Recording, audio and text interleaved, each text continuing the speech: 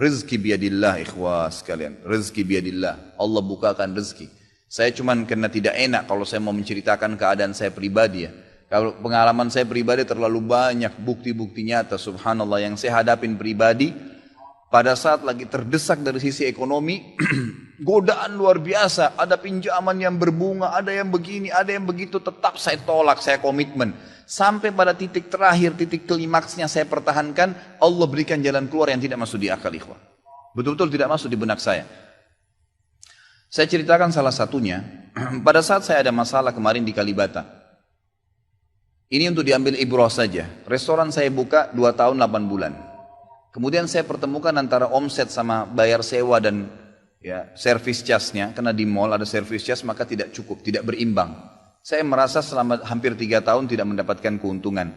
Lalu saya berpikir untuk menutup restoran itu. Dan pada saat itu subhanallah saya berpikir restoran ini sudah saya tutup aja deh. Saya jual aja. Mungkin dengan kesibukan dakwah, beberapa ikhwah juga yang saya amanahkan di situ sudah ada yang satu yang sudah niat mau kuliah, udah nggak bisa lagi lanjut. Saya bilang oke lah baik. Selama 3 bulan vakum. Nggak bisa bergerak sama sekali. Pada saat itu subhanallah 1 rupiah pun ikhwah saya nggak punya duit. Allah jadi saksi saya bingung waktu itu bagaimana caranya untuk mencari jalan keluar nih. Jual restoran pun akan dilelang dalam kondisi murah. Restoran itu sudah besar asetnya. Ini gimana caranya saya nggak punya duit. Mindahin ke tempat lain butuh uang untuk sewa. Gitu kan. Membuka lagi butuh uang yang baru untuk membayar sewa yang tertunggak. Gitu kan. Tidak dibongkar juga akan dibongkar paksa. Ini kalau ada waktu tentu sampai waktu tentu, kalau tidak ini akan dibongkar paksa. Subhanallah, godaan luar biasa. Ada yang masuk saya tidak tahu dari mana, SMS masuk ke HP saya, pinjaman dengan bunga yang ringan 250 juta sampai 750 juta terus dari banyak perbankan saya nggak tahu tiba-tiba masuk. Saya tidak pernah iyakan, selalu. Gitu kan. Saya cuma berusaha ikhtiar berdoa sama Allah, tawarin kepada orang kalau ada yang mau punya saham sama saya. Subhanallah, pas titik klimaks 3 bulan kemarin 3 bulan tutup ya sementara dan saya sudah berpikir mau jual pun sempat saya tawarkan belum ada yang beli. Saya tiap hari saja berdoa. Di masjid ini saya kedatangan seseorang. Jemaah pengajian saya, bukan jemaah pengajian sebenarnya. Dia rutin mengikuti ceramah kita ya yang diupload di YouTube dan tinggal di Paris. Orang Indonesia, orang kita tapi tinggal di sana. Datang selama ini dia selalu kalau saya punya program gali sumur diikut. Ada program kemarin badal haji ditipin uangnya. Selalu program sosial diikutin sama dia. Subhanallah pada saat lagi dia bilang sama saya SMS, Ustadz saya mau ke Jakarta, saya ingin hadir pengajian Ustadz langsung. Saya bilang baiklah kalau gitu silahkan fadhal.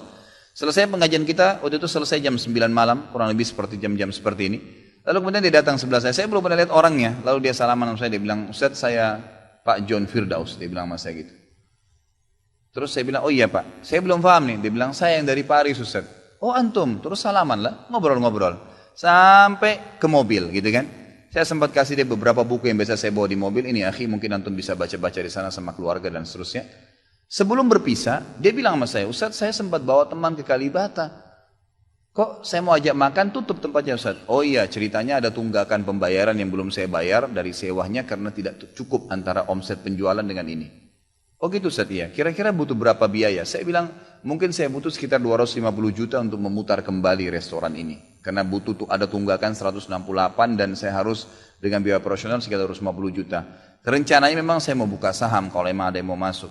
Dia bilang sama saya tiba-tiba, ini cuma mau berpisah di sini, di depan masjid ini, dia bilang sama saya, Ustaz kalau Ustaz bilang, saya baru saja kemarin masukin anggaran dana saya 400 juta di satu perusahaan. Kalau saya tahu saya akan ikut sama Ustaz. Ya sudahlah akhi, qadarullah nggak apa-apa gitu kan. Tapi kalau emang Ustaz mau, saya coba pikirkan, nanti saya pertimbangkan. Kira-kira berapa? Saya bilang saya akan buka saham 250 juta itu 10% dari omset antum akan ambil. Karena aset restoran sekarang 2,5 M. Baiklah, dia bilang sama saya gitu.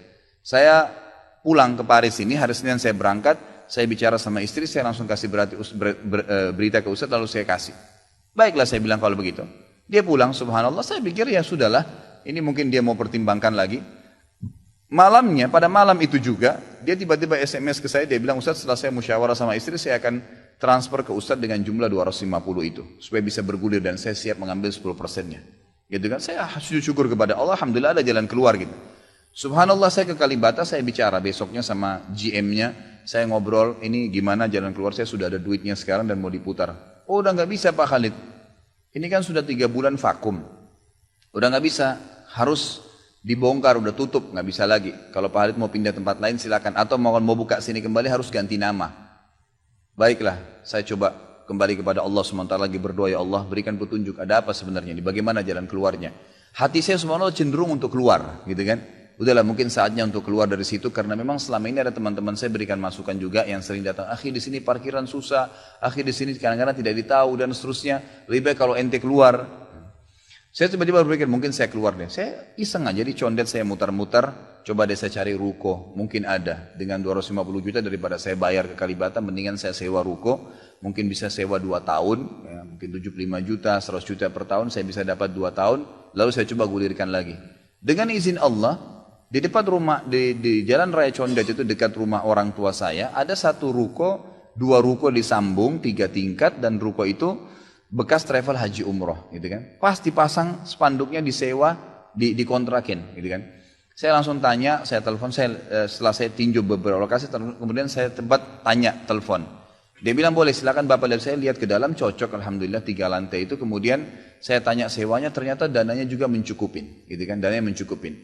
Lalu kemudian saya mulailah ya proses, saya bayar sewanya, kemudian saya juga proses pemindahan, dan insya Allah dalam waktu dekat akan dibuka. Tapi saya melihat dari pelajaran sini ikhwah, bahwasanya jalan keluar dari Allah itu ribuan, jutaan jalan keluarnya. Sabarin aja, nikmatin prosesnya. Setiap penawaran haram, tolak, jangan pernah mau. Dengan izin Allah akan ada jalan keluar. Tidak ada. Kata Nabi SAW, "Man taraka syai'an lillah abdalahu khairan min." Gitu kan? Jadi tidak ada sama sekali. Subhanallah, pada saat itu saya harus bayar sewa 225 juta. Uang sisa 250 juta pada saat itu. Terus kemudian saya sempat telepon ke akh itu lagi, ya, Pak John, semoga Allah jaga beliau. Ya. Saya sempat telepon, kemudian saya katakan, akhi, kemarin antum bilang antum sempat masukin dana 450 di 400 di Jakarta itu. Bagaimana kalau antum tarik uang itu, kalau masih bisa, kita gabungin aja. Saham kan per 250 juta itu ada 10%. Antum ambil aja 30% dari semua total omset penjualan nanti. Tidak usah dengan 750, dengan 650 saja. Gitu kan? Dia bilang kalau itu sudah nggak bisa Ustaz. Tapi memang coba saya pertimbangkan deh. Saya akan coba hubungin teman-teman di Paris ini yang sudah biasa, yang kenal antum. Gitu kan? Kalau yang kenal antum mungkin mereka bisa. Baiklah, fadhal. Subhanallah, besok dia SMS lagi ke saya. Ustaz, saya sudah musyawarah dengan istri, ternyata saya punya dana cukup. 650, kami yang pegang semua saham itu. Ditransfer uang semua ke saya. Yang tadinya saya dari 1 rupiah tidak pegang duit, masuk uang 650 juta ikhwah, tidak masuk di akal. Gitu.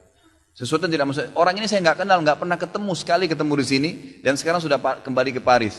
Setiap kali saya bilang akadnya saya akan kirim, baru tadi saya kirim akadnya. Sudah nggak apa-apa Ustaz, saya percaya. Akhi, ini bisnis loh, bisa untung rugi. Sudah paham Ustaz. Orang lain aja banyak bisnis dia rugiin saya nggak takut, apalagi sama Ustaz. Sudah silakan, alhamdulillah. Saya melihat Allah berikan jalan keluar yang sangat dimudahkan. Yang penting nikmatin prosesnya dan yakin kepada Allah SWT. Jangan takut. Jangan takut. Dan ada banyak kisah seperti dalam hidup saya yang saya mungkin sebagian tidak diceritakan gitu kan. Cuma ini tadi saya buka supaya memang bisa ada pengalaman. Karena rata-rata sini karena hanya masalah kekhawatiran saja. Kekhawatiran rezeki yang insya Allah tidak akan ada masalah dalam kehidupan kita. Alhamdulillah.